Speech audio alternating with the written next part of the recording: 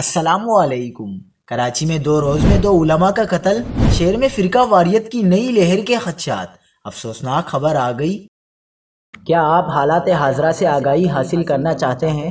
خبر کے پیچھے چھپے اصل حقائق جاننا چاہتے ہیں تو ابھی سبسکرائب کیجئے جلمل پاکستان کو اور ساتھ ہی گھنٹی کے نشان پر کلک کر دیں۔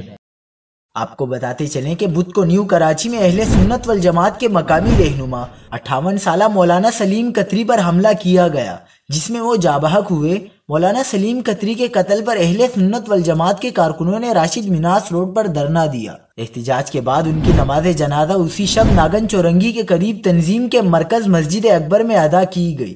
سلیم قطری کے بارے میں بتایا جاتا ہے کہ وہ اہل سنت والجماعت کے صوبائی قانونی مشیر بھی تھے۔ دوسری جانب منگل کو پیش آنے والے واقعے میں گلستان جوہر میں 2 نامعلوم حملہ آوروں نے بریلوی عالم مفتی عبدالقیوم کو اس وقت قتل کر دیا تھا جب وہ فجر کی نماز پڑھ کر واپس گھر جا رہے تھے۔ مفتی عبدالقیوم سنی علماء کونسل کے سربراہ بھی تھے۔ مفتی منیب الرحمان نے الزام عائد کیا ہے کہ مفتی عبدالقیوم کے قتل کے پیچھے قبضہ مافیا کا ہاتھ ہے، جو گلستان جوہر میں واقع APP سوسائٹی میں مسجد عائشہ کا کنٹرول حاصل کرنا چاہتے ہیں۔